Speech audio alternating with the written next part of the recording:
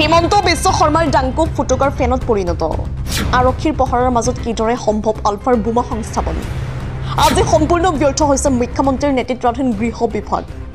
আলফাৰ বোমা আতংকৰ সন্দৰ্ভত চৰকাৰৰ কঠোৰ সমালোচনা অসম তৃণমূল কংগ্ৰেছৰ সভাপতি ৰিপুন বৰাৰ আজি স্বাধীনতা দিৱসৰ দিনা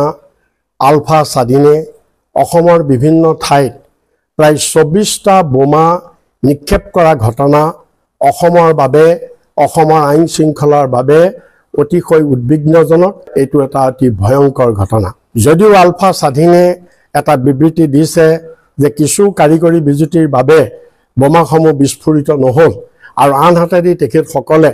প্ৰশাসনক বিশেষকৈ পুলিচ বাহিনীক বোমাসমূহ নিষ্ক্ৰিয় কৰিবলৈ আহ্বান জনাইছে আৰু ঠাইসমূহৰ নাম উল্লেখ কৰি দিছে আৰু তাৰ পাছত পুলিচ বাহিনীয়ে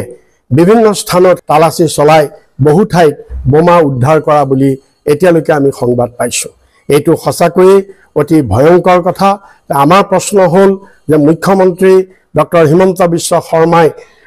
অমিত শ্বাহ গৃহমন্ত্ৰী ডাঙৰীয়াই সদায় অসমত শান্তি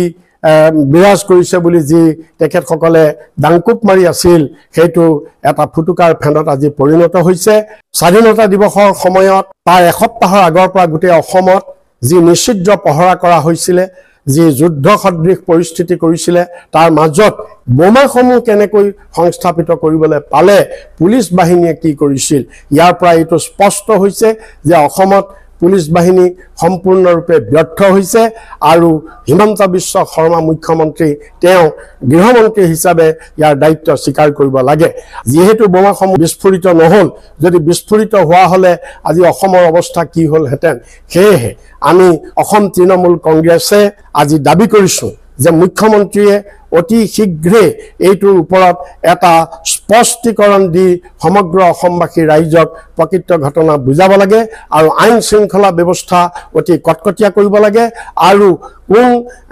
দুষ্কৃতিকাৰীয়ে এনে বোমা প্ৰতিষ্ঠা কৰিছিল সেইসকলক কৰায়ত্ব কৰি তাৰ ব্যৱস্থা ল'ব লাগে তাৰ কাৰণে আমি দাবী জনাইছোঁ